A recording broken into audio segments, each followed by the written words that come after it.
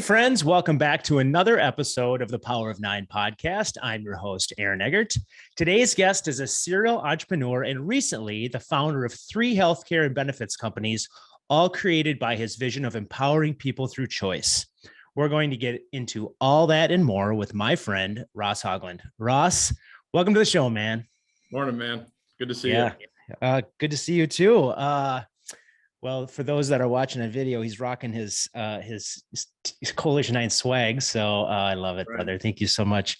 All right, before we get started, let's get your pronouns out of the way.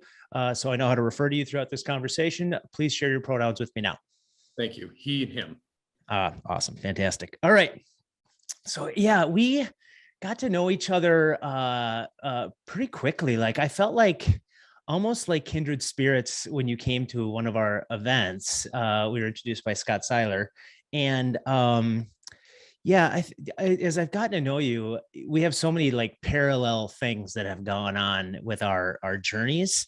So you and I had happy hour a couple of weeks ago, and I'm like, dude, you have to be on this podcast because I'm so excited to share your story with people. So I just want to say, right, I'm going to say this multiple times, but thank you so much for coming and doing this. I appreciate it. Yeah, it's my pleasure. This is a lot of fun. When you told me about it, it's like, all right, yeah, this would be fun. All right. Good. Well, people need to hear your story, so let's dig into this thing. So you grew up. You're a Minnesota kid, right? Yep. Yeah. So you told me you were born in Duluth, but raised in Burnsville, and you still live in Burnsville. Yep, that's right. Family comes from Duluth. Serial entrepreneur comes in my blood. My grandfather had businesses. My dad had businesses. It's just what we did.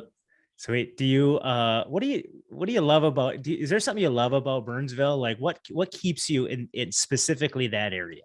You know what? Nothing specific. For the longest time, I wanted to get out of Burnsville. I tried all over, but I kept on coming back here. So I ended up buying a house, and here I am.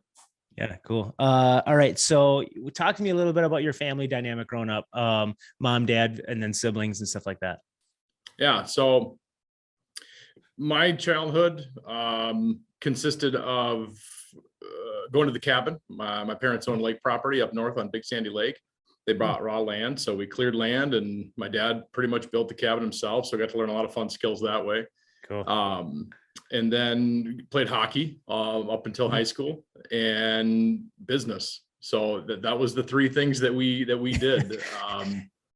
It was a lot of fun, a lot of good experiences in that. I got an older brother, Ryan. He lives out in Hawaii with his wife and daughter, and he has businesses out in Hawaii and doing his thing there too. So it's sweet. It's all around me. Sweet. What are Ryan's businesses in Hawaii, if you don't mind me asking? Yeah, not at all. So he actually owns one in California too, in the Monterey area. He owns a hazmat cleanup construction company. So cool. Asbestos remediation, lead remediation. He was certified through that in the Air Force. He was a explosives technician in the Air Force, and that gave him a whole variety of different skills. So he put that to use in construction. And then he's in Hawaii, kind of doing the same thing, but with remodeling. So he's remodeling and building houses out there. Not a bad place to do anything, frankly. No. Yeah, you could have said awesome you could have said anything, and I would have been like, that sounds like a good gig. Yeah, man. All right, so as we talk to me a little bit about like you played hockey. Did you play hockey in high school? Up into high school. So I never played for Burnsville Senior High. 10th grade. That wasn't really interesting to me anymore. But I got the benefit of a good coach. My dad, he coached my brother and I from mini mites all the way up to bantams. So I played for, I don't know, 10 years or whatever it was. Yeah. So what was your high school experience like? Paint me a little bit of a picture there. It wasn't really. So I became a misfit in junior high. And somewhere around my 10th grade year, I was like, no, this isn't for me anymore. So I get to be one of those quintessential dropouts. That was my high school story. What did you? So you dropped out of high school. What'd you do? Like, you feel free to get as detailed as you like, or as least detailed as you like. But you drop out in 10th grade. You're gonna figure something out. So what was it? Yeah, well, I went and got myself a good enough diploma because that's what I needed to do, and started working. Lots of jobs. God, I've done everything from construction to sales to building my own businesses, some successfully, some not so successfully, and that's been my journey. It's just been working. Had a tree care company for a while. I think I was sharing with you when we went out to the bar the other night. It was like I watched this model growing up of building a businesses, entrepreneurship. I didn't know that word at the time. It was just business. That's what we did. Right. But I wanted that. I saw my mom and dad do it. It's like, I can do that. Yeah, let's do it. And so it was like trying to find my own way for many, many years. And it was a struggle, some hard times in there, but we prevailed in the end. But that was the journey up until I came back into the benefits industry. So the thing that I think is fascinating, I think this is where you and I have a lot of similarities, and especially I was a terrible student in high school, and I just kind of fought my way through it. But I think and we had a guest on a few episodes ago, Skylar Wordy, who had worked in education. We all agreed that, the education system is broken, especially for people like yourself and myself who are very hands-on learners, right? And don't sit in a classroom well and at that type of setting, and don't absorb information in the way that they would like us to absorb information. So, but as I've gotten to know you, you do such a good job of self-educating and finding ways to learn, which is probably a huge testament to how you just got a diploma early and then just went and started working because high school wasn't for you. So as you were, was it more of like a behavior thing? Like you were just a troublemaker and you needed to just drop out because you wanted to make money and just you were a troublemaker? Or was it just, this isn't for me, I need to get the hell out of here? Yeah, it's a good question, because there's both kinds of kids, right? Yep. And my story started earlier than that. I was labeled a troubled kid. Because I couldn't sit still, right? Couldn't focus, didn't want to focus. It just wasn't me. And that lent itself to behavior problems. So ever since I was a little kid, 6, 7 years old, I was stigmatized with trouble, troublemaker, having Ross problems in class, things like that. So I never felt like I fit. And that was hard for me. And then, like you mentioned, the curriculum, how it was structured, how that system works today was very linear, and that's not how I think in abstract, right? And so it wasn't a fit. I didn't have the words at the time to really put to it. I just felt wrong. I felt bad in school, and so dismissed it, right? It said, no, it's not for me. So I didn't want to go make money. I just needed to get out of what was hurting me at the time, which was this constant knowledge that, I wasn't going to succeed at that. So 10th grade, you're probably, let's call it 16, maybe 17 years old. You're not going to school every day. What kind of jobs, until you got into, like, because I know you started your own businesses like the tree care company and things like that early on in your life. What were some of the jobs that you did? Because you mentioned construction, like, let's rattle off some of those, because I gotta believe that, it's a myriad of random things that you did just until you found something that you liked. Oh my God. Yeah. Well, okay. So you talk about like that learning thing, right? I love to learn new stuff. And so one of the things my dad and I did growing up was we worked on classic cars together. And I loved mechanical things. I loved understanding how they worked, taking them apart, putting them back together.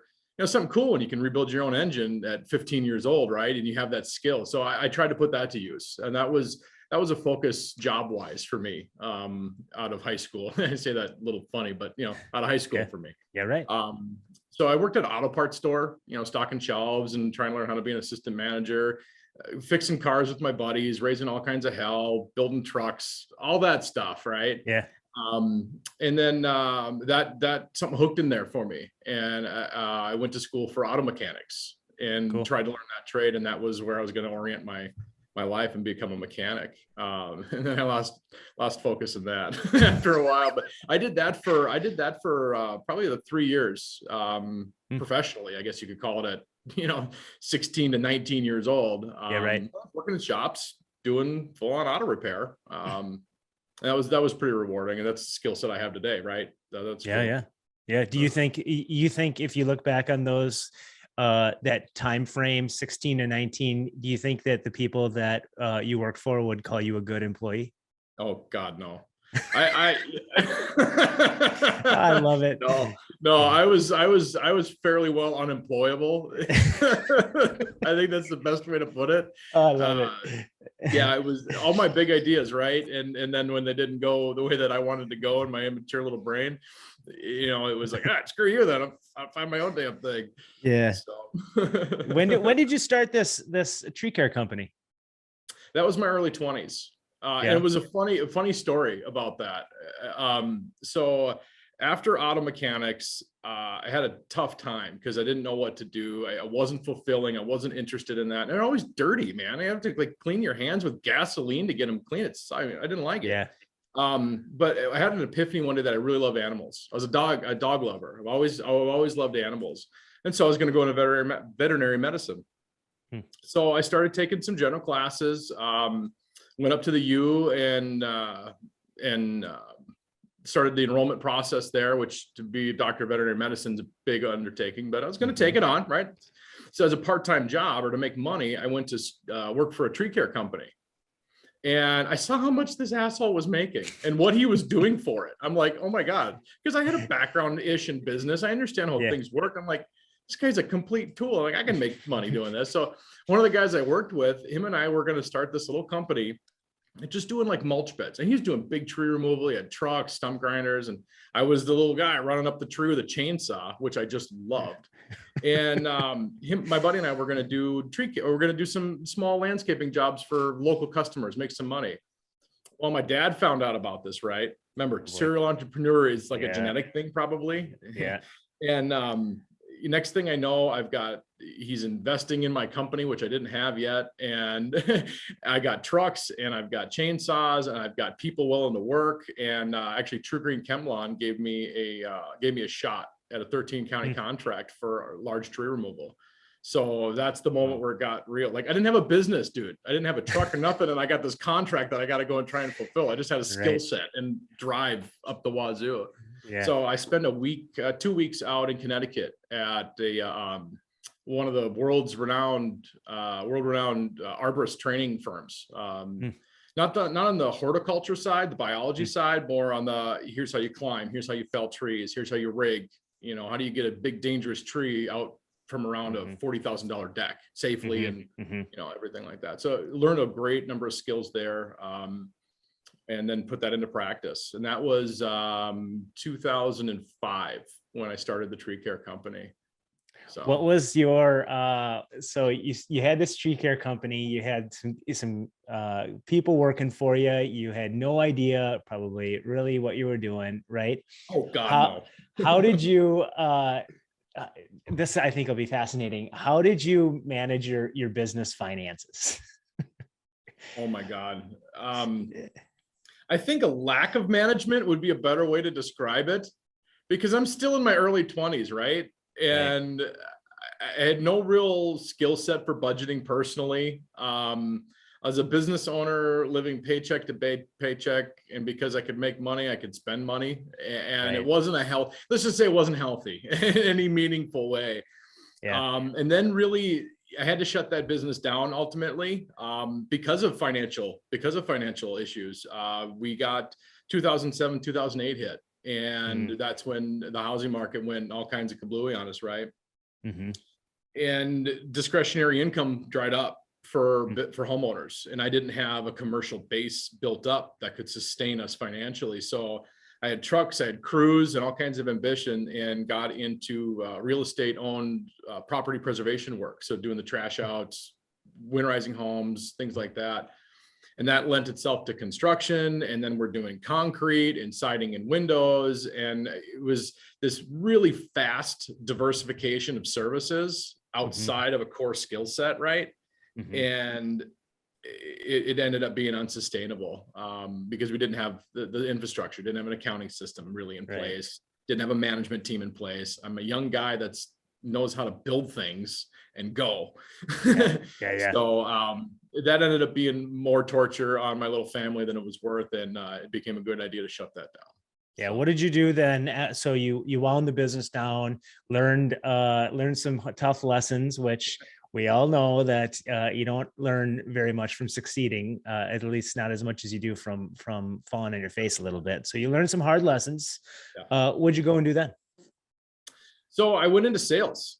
That was a big aha moment for me. It was in a good way, a real life humbling moment, because I'd gotten my teeth kicked in enough. I had tried all kinds of things, auto mechanics and tree care and construction. I gave them my all, and my family came with me, and that was hard. And I made a decision at that time, like, I can't keep doing this pattern. This is broken. And so the thought was, go get a job for a while, go be a good employee and work hard and learn a new skill set. And so I went into sales. I went into auto sales at a dealership. And I loved it. It was a lot of fun. It was engaging. There was a structure there, which structure's never been my big thing, never been good at it. And I thrived in that environment. And then my entrepreneurial brain turned on again, right? And next thing I know, I'm coming to the leadership with my ideas for how to expand their commercial fleet and get into chamber networking and working with other businesses. And the weirdest damn thing happened. They fired me for it. I to this day, I can't figure it out, but I'm like, hey, I got this idea, and I laid it out for them. I said, this is what I think. I'd like to try it. It wasn't going to cost them anything. It was my time. Yeah. And they're like, nah, we just don't think that you're a good fit for this. And I'm like, okay, that's kind of odd. They're like, yeah, it's just not the kind of sales person that we, or however they worded it at the time. So I got to make my exit from auto sales in that moment. Well, then disenfranchised. Well, that's, so I think you and I talked about just the universe works in weird ways, right? And so you were leaving that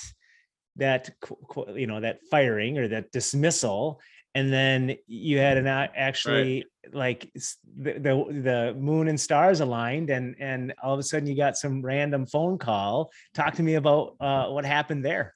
Yeah. So, earlier in my story here, I didn't want to be a part of the family business. My parents, the company that they had built was in the employee benefit space. So I've been around the industry that I'm now in my whole life, the lingo, the people, the essence of it. But I never wanted to be a part of it. It's insurance, man. It's boring. It's spreadsheets and administrative tasks. It's just so not my bag. Right. And on my way back to my desk to clear out my desk, I get a call on my cell from my dad. And he says, hey, Ross, you got a second? I'm like, yeah. All right. What's up? He said, well, mom and I want to start this new line of business in self-funding.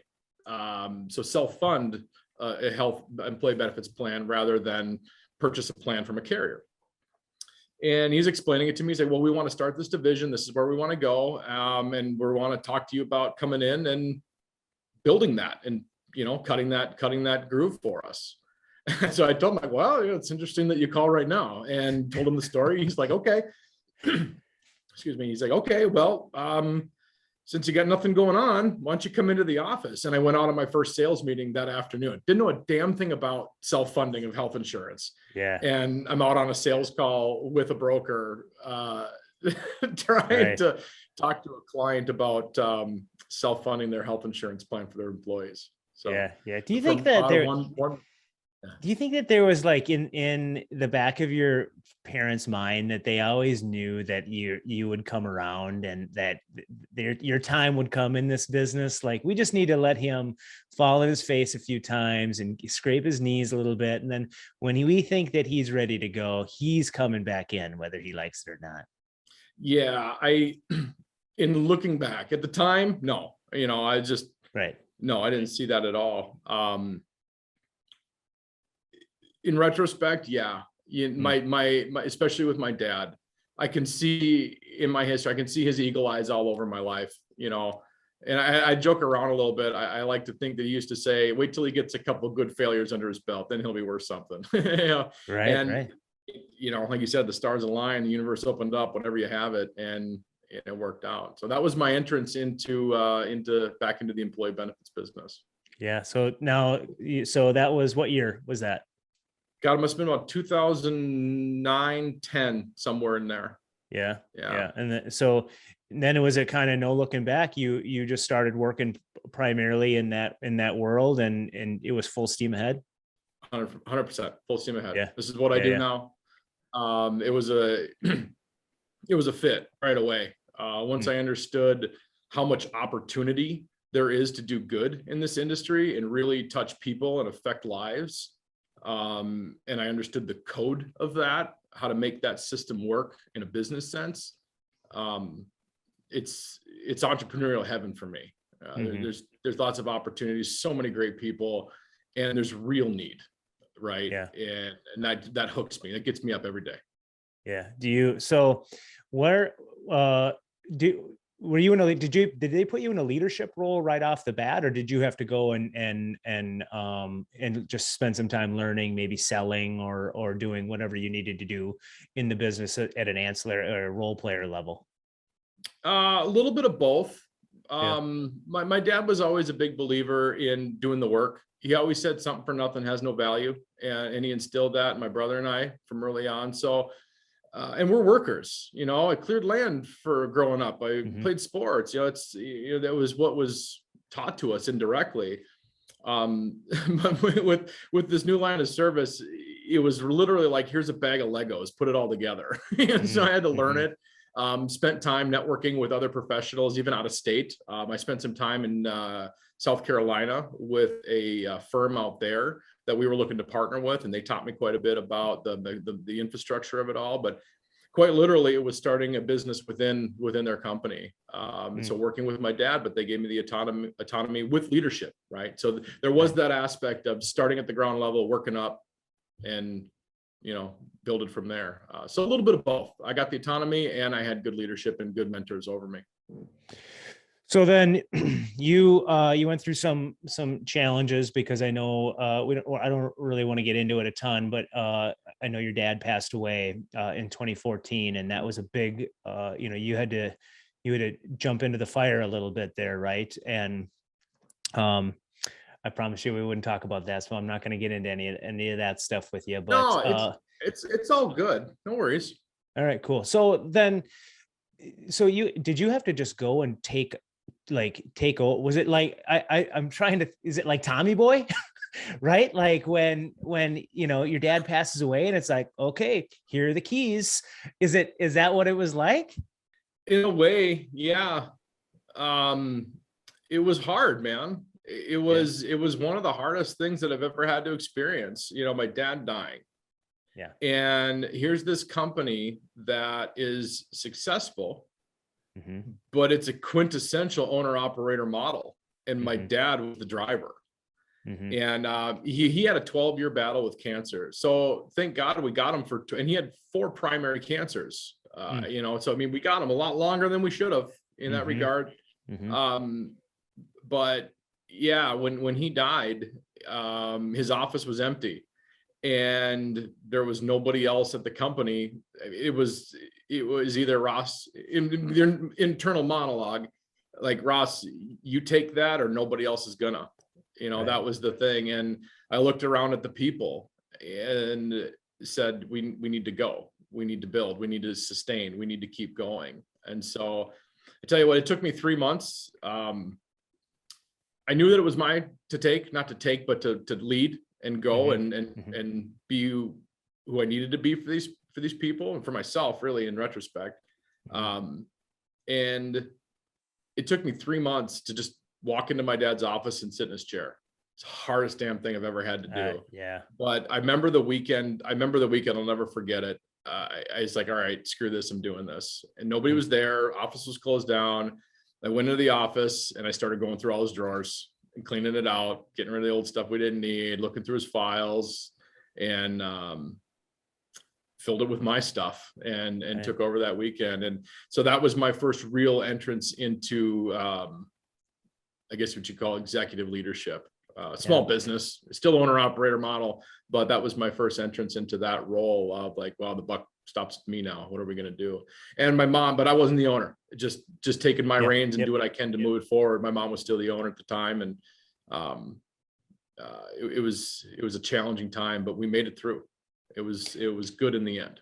Yeah, that I can't even imagine the difference of mindset you have to take of both having to go through the grieving process, right? And then having to start something new, which is a little bit of a rebirth for you, right? So there's something going away and something coming new, and kind of the circle of life. But you can't even put words probably around the emotions that go into all that. So I can only imagine just how challenging that was, but it just makes you a stronger person. So,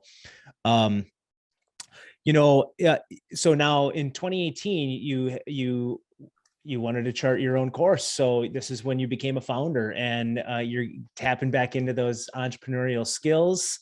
You're taking all this experience that you've had in the previous family business and tree care. Construction, auto mechanics.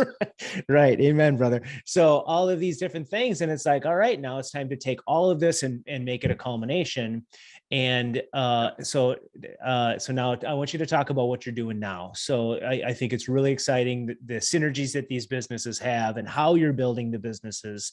So let's start with the one that I'm probably the most familiar with, just because that's the one we've talked about most, is Common Market Health. So talk about what Common Market Health does, and then what the other businesses are and how they all synergize together. Common Market Health is an insurance agency. We're an insurance brokerage, and we partner with employers and brokers to do what we do best. And what we do best is empower choice. At least we try to. It's a pursuit rather than a goal. Right. But we believe, really, at the end of the day, it's an employee. The employees that are the consumers of healthcare and consumers of their employee benefits. We learned that our industry does a good job at providing options, but not really empowering choice. And we've set our pursuit in that direction to help in that way. And that lends itself back to working with the employers. Again, they have a choice. They have choices to make, and they're benefits professionals. They're consultants that work with them. So that's the focus we have. And our economic engine is a brokerage. Yeah, we sell health insurance and employee benefits at the end of the day. And we do it in a unique way, though. It's pretty fun. Yeah, cool. The businesses that are synergized with that, as you put, is FlyteHCM. And FlyteHCM is a health account administration company, FSAs, HSAs, HRAs. And Flyte specializes in a new and up and coming employee benefit called ICHRA, Individual Coverage HRA. And the idea there is an employer, instead of offering and making a choice for their employees to offer a one size fits all group plan, they fund the benefit through a defined contribution, and then the employees purchase individual insurance on the open market. So every employee gets a bucket of money to spend to buy major medical insurance that fits their lifestyle. They pick their carrier, their deductible, et cetera. Again, back to that flavor of choice. So that's Flyte in a nutshell. And then we also, my business partner, Eric, and I, we founded HealthChoice, which is a technology, it's a software development company that our first product to market was a private health insurance exchange system delivered through brokers. It's sold to agents, and the agents use that with their clients to help their individual clients or employees of a company shop for and enroll in individual insurance. So you kind of think in Minnesota here, you think MNsure, right? Yeah. We've built a private market version of that gets used in the employee benefit space to enroll the ICHRA plan, the individual coverage HRA. Yeah, I think that world is so ripe for disruption, and that's what this sounds like, is that you're just taking a different stab at it, but then you're doing it in multiple different ways. So is this something that that employers can come to you and partner with you on this directly, or do they have to use a third party or anything like that? You work directly with the clients and then offer this to their employees. That's one of the ways. Yeah. So the reason that we set it up in the way that we did with 3 different companies was because there's need in all facets of this relationship. There's need with the employer, there's need with brokers, and there's need with employees. And bottom line is we want to work with if you're working with employees, if you have employees, or if your career is focused on working with employees, then we want to talk to you because we got something really cool to show you. So we work with brokers, and we work with employers who want to keep their brokers. There's a lot of competition in the health insurance space, and we recognize that. And we don't want to step on anybody's toes because there's a lot of really solid bonds with those professionals and their clients. So we can help support the efforts of choice in any one of those flavors, employers directly with their broker, or some version there within. And I think what's really cool about what you're doing with these businesses is that you have hired and partnered with different people at leadership levels and have built the businesses so that you're not the linchpin, right? Like you're just as much of a role player as everybody else within the business. And I think that's so great, right? Like to start a business with that foresight and build it around other people rather than you, and you can just truly be the visionary to help fuel some of these things. I'll tell you, like we have a lot of different people on this podcast, and we have, all these different members, and I don't know very many people, if any, that have been able to start a business with that mindset. So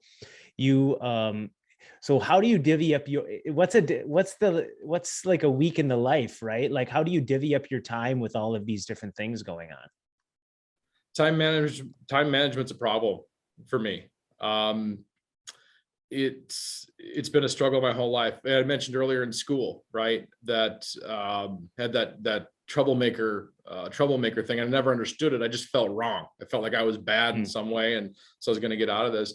In my adult life, I was diagnosed with ADD, and the lights went on for me in that regard. Like a lot of things made sense. And the only way I can describe it is, which explains time management, right? The only way I could describe it in that moment was everything went from you're wrong and it's not going to work, but something kept me driving, to, wow, that makes sense. And this isn't a moral failure. And then I started to learn how to use that, what they called a disorder, a deficit. I started to learn how to use it to my advantage and focus in on, because it's not an attention deficit. It's a hyper focus ability. And if you want to look at it in that way. And so I did. And I look at what I do in that regard and have to have protocol around me, like other people that can do the things that I'm not good at. So through trial and error and through almost an adult life lived with, not feeling like I can ever accomplish these tasks, I had to work with people to do them. And I was building this thing all along that way, and I didn't even realize it. And then when I could do it intentionally, it was like, okay, let's build something. And I tell you, the businesses, Aaron, the businesses aren't the magic of what we're doing here. They're cool.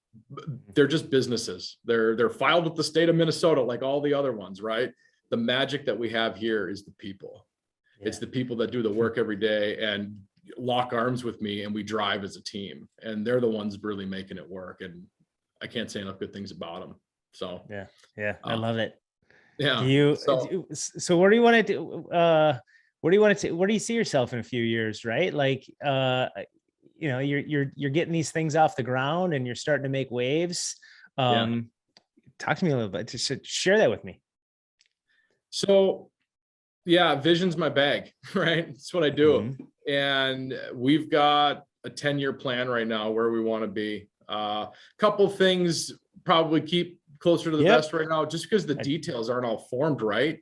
And I don't want to speak too out of turn, but I want to get beyond employee benefits and start to network and build community centralized around employee benefits, because it's a marketplace. It brings so many different disciplines and people together to accomplish a single task, high quality people in character and in skill set. And that's where I want to start focusing my attention next. And that's in a couple, 2-3 years. We've got more ground to lay here. We're not done plowing. We've all still got our hands on the plow.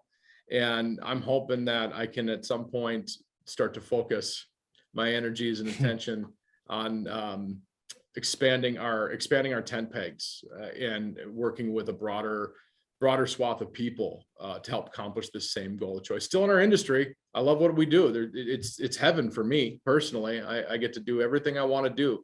Everything my brain wants to go and do, I get to go do. Yeah. And now I want to do with more people. So that's coming up next for us. It's expanding those tent pegs and building that infrastructure out further, still in employee benefits. All right. Before we go to 9 questions, there's 2 things I want to address with you. One is, do you think so? Diagnosed as ADD, we've had multiple people on this show that have been diagnosed with either ADD, ADHD, or OCD, right? And so I think a lot of people have classified that as a superpower too, right? So would you say that is a part of what makes you like, that's your a superpower of yours? Undoubtedly.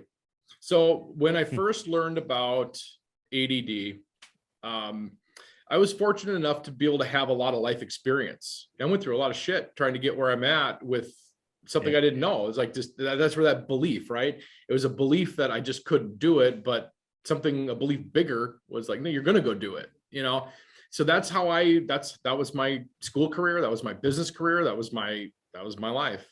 And the first thing that I learned was that it was an attention deficit disorder. That's what it's called, attention deficit disorder. And I started learning and I started focusing and I read a lot of books and I started to realize when that pain of the moral failure went away and I learned something about choice in that moment, that I could make a choice to look at it like a deficit, or I could choose to look at it like an opportunity. And I was fortunate in that. That wasn't like some brilliant thing. It just popped into my head one day, like, wait a minute, I can choose to focus. So I choose to focus on books and learning and studying. And I learned right away that I could get through a lot of content in a short amount of time. And that brought the revelation that I can do that with almost anything. I can hyper focus. And I know there's a lot of pain that's surrounding all 3 of those things that you mentioned, the real pain, real struggle that people are going through. And, we all need to continue to love and support them because they're going through something right now that's not great. I'm fortunate enough to be able to be one that looks at it as a superpower. And I've also met a few other people like that, and it's energizing. So I try and hold as much humility as I can with that, but also having the confidence, like if I need to go and tackle a mountain, I got people around me and I got an opportunity to look at that thing. And instead of a deficit, I can hyper focus on that and maybe learn something that somebody else doesn't know, or that I certainly didn't know. And it's a choice. So, yeah, I love it. So good segue because about the learning thing. So all right, I'm going to give you like a minute. And this isn't part of your 9 time limit on it. Yeah, so I'm going to give you about a minute here, and I'm not. So this is what I think is really interesting. Is like you're always trying to learn something new, and it maybe isn't related to what you do on a daily basis. It's just could be some just random shit. So you are right now really getting into the relationship between electricity and the human body. Yeah. You got a minute or so. Like, I'll watch it. I'm not going to be an asshole and cut you off, but like what have you learned about that? And because you got passionate about it, and I love it. And like dump some of that on me here before we go to 9 questions.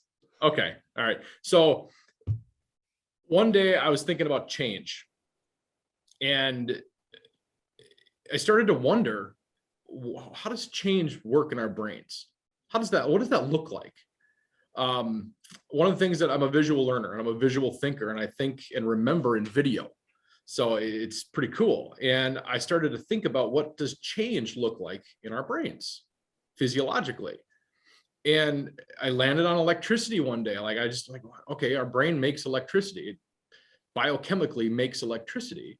And then it sends it through our system, through our neural network, to a specific place to do a specific thing. And this idea fascinates me. It just boggles my mind how that works. And then really, what really started the what I call the brain munchie for me was, I couldn't figure out, I couldn't find any really good data, and I still haven't found any really good data on this. What happens to that electricity? And so I started learning about electricity, not just how our brain manufactures and sends it, but what actually happens to it.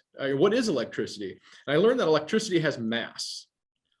And that mass, like literally, we're creating mass in our brains and then doing something with it. It's a fascinating thing. And then it's like, okay, so we're sending mass from the tip of our head to the bottom of our feet. Where does it go there? Does it just cease to exist at that point? Or where does it go? What does it do? And I learned an interesting factoid in there, that the amount of mass in electricity is so small that science considers it negligible. It doesn't register it in any models of scientific theory or forum today. They don't count it today, but it exists and we create it. And it just got me thinking about what happens with that and maybe our DNA. Is there information being said? I don't know. Maybe I don't have answers here. I know you asked me about this. Like, I don't have answers. What am I going to do with this? I don't know. Just learn more, I guess. But it's a fascinating study. It's a fascinating thought that our bodies do this so instinctively. And, being able to focus, and the whole premise of it was change. How do we change? We can change. We can change our minds about things, and it's synaptic connectivity. And sometimes there's really bad synaptic connectivity, and it's focused in certain areas around trauma and things like that, or it can be elating around wins and times of great joy. It's all there, and it is wires connected to wires, creating electricity and sending instructions through our body. So I have to stop at just saying it's fascinating today, and I don't know what the hell it means or what it's. I love it. I needed you to share that because you and I talked about it before, and I was like, that just right there, just you sharing all that, this is a very short period of time of how you have learned all this and have really dove into it, is like a perfect example of you just committing and being so focused on something, and then it'll be something else, right? Like you'll just move on to the next thing, and you'll move. So, you're the quintessential lifelong learner. And I thought it was a great example. So I wanted you to talk about it a little bit. Plus I thought it was fascinating. Thank you, YouTube and Google. Yeah, exactly. Right. I fixed my tractor on YouTube videos. So yeah, it goes all different ways. Like human body, electricity, and then my 54 Farmall. Okay. I'm going to hard transition into 9 questions. Are you ready? Of course. Awesome. Can you confirm to me that you have no idea what I'm about to ask you? I can confirm that I have no idea what you're going to ask me. And I think any reasonable person would be a little nervous about that. Well, let's do it. It's all relative. It's all relative. All right. Number 1. What was your favorite TV show growing up? Teenage Mutant Ninja Turtles. Yeah. What was your favorite Mutant Ninja Turtle? The guy with Leonardo with the swords. Yeah. I love swords. Swords are fun. Yeah. All right. Sweet. If I were to ask your best friend what you're known for, what would that person say? I think that it would be something along the lines of being really smart and driven. I'm good at problem solving. I'm good at figuring out puzzles. That's probably along those lines. Yeah, good. Name one thing on your bucket list. One thing on my bucket list is I would love to go to the Middle East and take a non-touristy tour of the path that the apostles took from the Bible, and visit the cities, the ancient cities, and stand and walk where they walk. I would love to do that. That would be probably the number one thing on my bucket list. Oh, interesting. Good answer. All right. What is your favorite smell? I love the smell of a shop. Oil, gasoline, an auto mechanic shop. I love the smell of a shop. It just, something about it settles me in, and I want to go to work. Yeah, I like it. That is a very good answer. We've had all sorts of different answers for that one. So that's a very good answer. If you could be any color in that big 152 Crayola crayon case, what color would you be? I got to pick one. Yeah. That part's not fair, Aaron, because there's so many great colors. I have to be some kind of blue. It's just a default color for me. I love all kinds of colors. I love pink, I love green and orange and yellow. I love combinations, but blue I tend to come back to. Is it a deeper blue or a lighter blue? I would say like Expo whiteboard marker blue. Oh, I know what you're talking about. Yeah, like royal blue. Yeah. That was the blue that I had for my corporate color on the tree care company. And it was Ace Outdoor Services is what I called it. And we called it Ace Outdoor Blue. So it'd be something like that. Yeah. All right. I love it. What piece of technology do you think will change the world? I think a next big front that's coming with technology is going to be in the medical field, and it's going to be related to implants in the brain. I saw some stuff on that recently. Yeah, there's research and study going on all over the world about how to stimulate the brain in very specific areas and ways to create effects, all the way from dementia, Alzheimer's, to regrowth of nerve endings, stimulation of parts of the body, etc. You know, there's some interesting, scary thoughts on what could happen with that as well, with the human body. But to try and stay on the benevolent side of it, healing people, I think that's a big front that will change the world when that can be simplified and brought to everyday folks. So I don't want to go down a rabbit hole here with you, because we could probably do that, and I need to be careful. So what I saw something the other day that Elon Musk posted on Twitter, and he's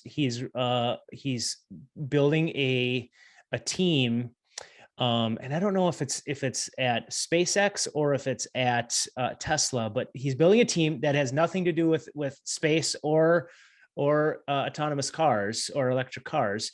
It's a chip that he wants to that they're building to implant in people's brains that records their memories. They've got a big task ahead of them if they think that they can do that. It's Elon Musk. They're well funded and they got the brightest minds around. But with how our mind works, right, and how much of their, so for example, did you know that in our DNA sequence, 2% of our DNA sequence goes up to make proteins, like the meat and the potatoes. 98% of that DNA sequence is all operating system. It's telling that cell what to do and how to do it. Right. I think that there needs to be an electrical charge into that system to maybe provide some information. Right. But there's an idea of, sorry for not the rabbit trail, but there's an idea of, I think it's called, if I understand correctly, multi-dimensional point data, where you've got graphs and bars and lines and all the things, but you need to look at that in multiple dimensions.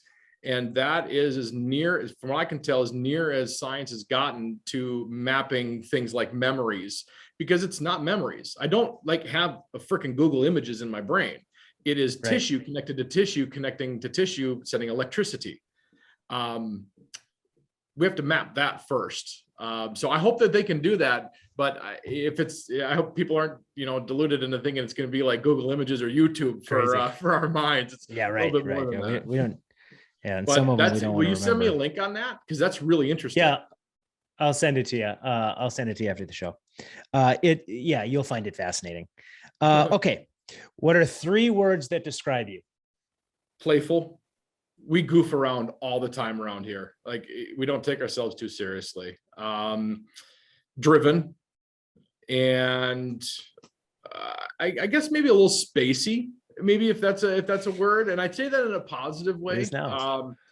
Because we could be, I think this happened the other night when we were talking, like you can just click off like, I'm thinking about something. My brain could just go off for a minute, and it's a little spacey at times. But I've learned to have fun with it. That's all right. Good. What is one thing that you own that you wish you didn't? Man, I don't know. I kind of like all the stuff that I got. Well, okay. So I like tools, right? I like tools and fixing stuff. And I've got some tools that I wish that I wouldn't have bought because they're not useful. It was one of those ones where I had a project and I thought that maybe this would work better. So I spent like $100 on, I can think of one specifically. It's a tool for aligning wheel bearings in a car. And I had an impulse moment. I just had to have this thing. It cost like $100. I've used it one time and I wish I didn't have that. It's a good answer. Thank you for being specific and digging deep on that one. Yeah. We all have, I knew you had something.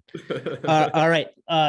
You've made it so far. Last question. Where do you come up with your best ideas? Well, I don't come up with them. I can't take credit for it. Very rarely do I set out to solve a problem. It's more often I'm hanging out with people, my people here at work, and we're talking about stuff, just hanging out, and things come up in conversation. And then an idea sparks out of that. And once an idea sparks, solutions usually come pretty quick. And then all of a sudden there's pieces on the table we can start putting together. So that's the process of it today. All right, good. I love it. All right. You survived. Made it. Rock and roll. All right. Ross, where can people find you? You can email me. I'm on LinkedIn, Ross Haugland, Haugland. And you can email me, rossh@commonmarkethealth.com. Sweet. Good. I got to tell you, man, like I said at the beginning, I met you and I knew like you were just a good dude and we're building a community of good people. Yeah. And I can't thank you enough for being a part of this Coalition 9 community that we're building together. You got a great group that you're in. I get a lot of comments from your facilitator, Rob, and the other people about just how thoughtful you are and what you bring to the group. So I can't thank you enough for being a part of that and being on this podcast. It means the world to me, dude. Do you mind if I make a comment about Coalition 9? Yeah. Oh, you kidding me? You rock on, brother. Thank you. It's been a breath of fresh air. We met at the Canterbury event last year. Yeah. And first thing we started talking about was legacy. I remember that distinctly. That was the first conversation that we had. And I tell you, I've been around business a lot, all over the country. I've been around business people. I've been to every networking group out there. Some are really good, some are a bummer, but that is not what I found with Coalition 9. I met a ton of people at that event, and every single one of them is just like this, buddy. Real, having a conversation. This is what's going on. This is what we're doing. Genuine and fun. And I was really hooked and intrigued. And now being a part of a group myself, rock on, established 4. I'm surrounded again by people that I get to connect with. And there's a closeness that is forming, a business closeness that's forming that is so organic because of the way that these groups are curated and put together. And me personally, I'm really grateful to get to know the men and the women in that group and have the opportunity to share what's going on with me as well. And the best is yet to come. So thank you. Thank you for what you've sown into that. I know I'm grateful, and I bet you there's quite a few many others that are as well. No, well, thank you very much. I'm going to snip that part of that out of this podcast and use it in marketing. Do it. I'm just kidding. All right, dude, you're great. Thank you so much for being on the show. On behalf of Ross Haugland, this has been the Power of 9 podcast. I am your host, Aaron Eggert, and I want to thank you for the privilege of your time. Cheers. Thanks, man. See ya.